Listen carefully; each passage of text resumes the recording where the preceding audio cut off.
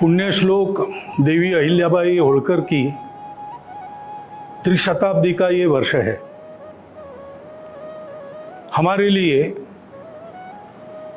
आज की स्थिति में भी उनका चरित्र आदर्श के समान है। दुर्भाग्य से उनको वैधव्य प्राप्त हुआ, लेकिन एक अकेली महिला होने के बाद भी अपने बड़े राज्य को केवल संभालना नहीं, बड़ा करना, और केवल राज्य को बड़ा नहीं करना तो उसको सुराज्य के नाते उसका कार्य वहन करना। राज्यकर्ता कैसा हो इसका आदर्श वे है। उनके नाम के पीछे पुण्यश्लोक यह शब्द है।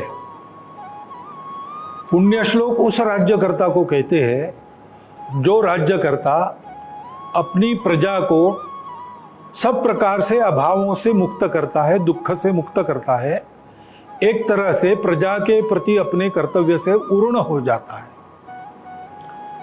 वास्तव में उस काल में हमारे यहाँ पर जो आदर्श राज्यकर्ता हो गए उनमें से एक देवी अहिल्याबाई थी।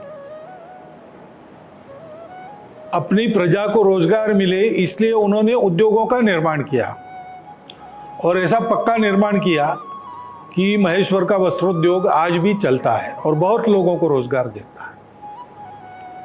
प्रजा के सभी अंगों की, जो दुर्बल थे, पिछड़े थे, उनकी भी उन्होंने चिंता की। अपने राज्य के कर व्यवस्था को उन्होंने सुसह्य कर दिया, किसानों की चिंता की, सब प्रकार से उनका राज्य सुराज्य था। प्रजा की माता के जैसी चिंता करने वाली राज्यकर्ता इस नाते उनको देवी अहिल्याबाई यह विधान उसी समय प्राप्त हुआ होगा, क्योंकि अपने बचपन से हम उनका नाम सुनते हैं तो केवल अहिल्याबाई होळकर ऐसा नहीं सुनते, देवी अहिल्याबाई होळकर ऐसा सुनते। तो ऐसी पुण्यश्लोक देवी अहिल्याबाई होळकर महिलाओं के कर्तृत्व की, क्षमता की प्रतीक है।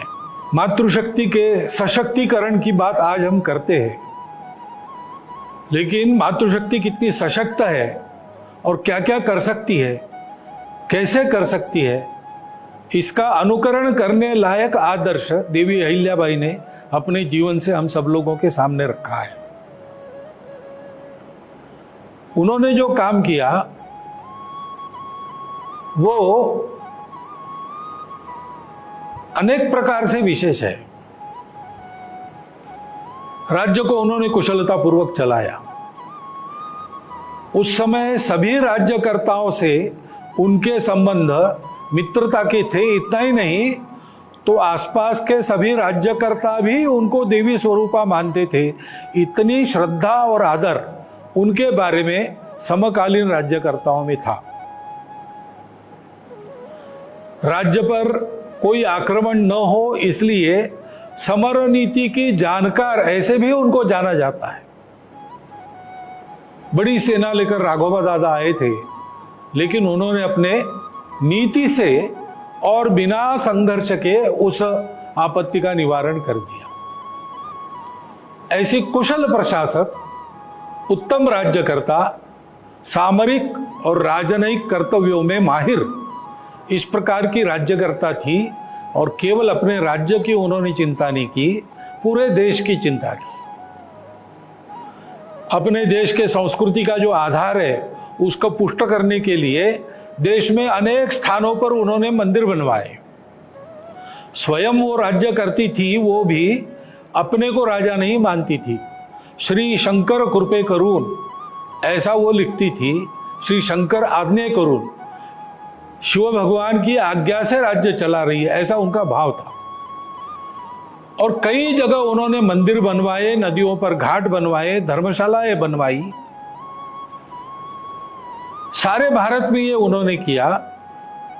जो धर्म यात्राओं के मार्ग थे और व्यापारिक आने जाने के मार्ग थे, उन पर उन्होंने ये सारे काम किए ताकि पूर्ववत भारत के सारी जनता का आना जाना अपने सांस्कृतिक स्थलों में और अपने आजीविका के लिए सर्वत्र चलता रहे, एकात्मता बनती रहे, बढ़ती रहे। इतना दूर का विचार उन्होंने करके यह काम किया, और विशेष है कि अपनी धर्म श्रद्धा के कारण किया, इसलिए उन्होंने ये सारा काम अपनी निजी संपत्ति में से किया।